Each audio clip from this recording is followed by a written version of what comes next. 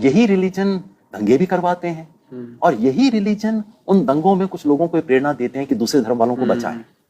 تو میں ریلیجن کے لیے، ہمارے ٹریڈیشنز کے لیے، ہماری پرمپراؤں کے لیے میں آج کل ایسا رخ رکھتا ہوں کہ دیکھیے ندی ہے، ندی آ رہی ہے، ندی میں کوڑا بھی آ رہا ہے، بالو بھی آ رہا ہے، یہ سب کچھ آ رہا ہے، لیکن میں اس ندی کا پانی پینے سے انکار نہیں کرتا کیونکہ اس میں کوڑا آ رہا ہے، میں چھان لیتا ہوں. تو میں ریلیجن کو، ٹریڈیشنز کو اس طرح سے دیکھتا ہوں کہ بھائی ندی ہے، پانی پیوں گا، چھان لوں گا، اس میں جو کوڑا ہے اس کو تھوڑا الگ کر دوں گا، اتنا فرق ہوا ہے. شراب کے بارے میں کیا رائے ہے یوگیندر جی؟ آپ کو لگتا ہے شراب اچھی چیز ہے بری چیز ہے؟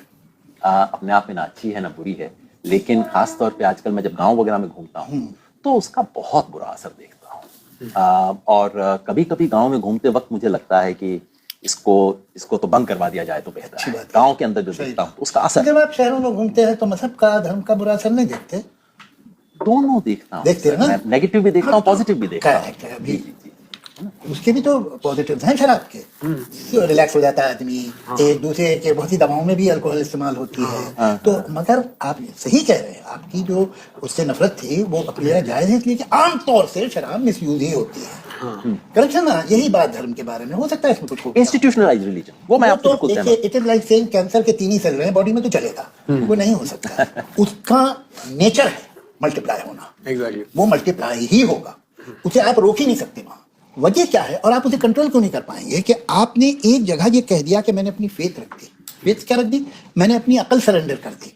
اب آپ نے جب عقل ہی سرنڈر کر دی تو آپ کی نکیل تو کوئی بھی پکڑ لے گا، کھینچ لے جائے گا. پھر جب تک کہ آپ کوشچن کرتے رہتے ہیں تو رک سکتے ہیں.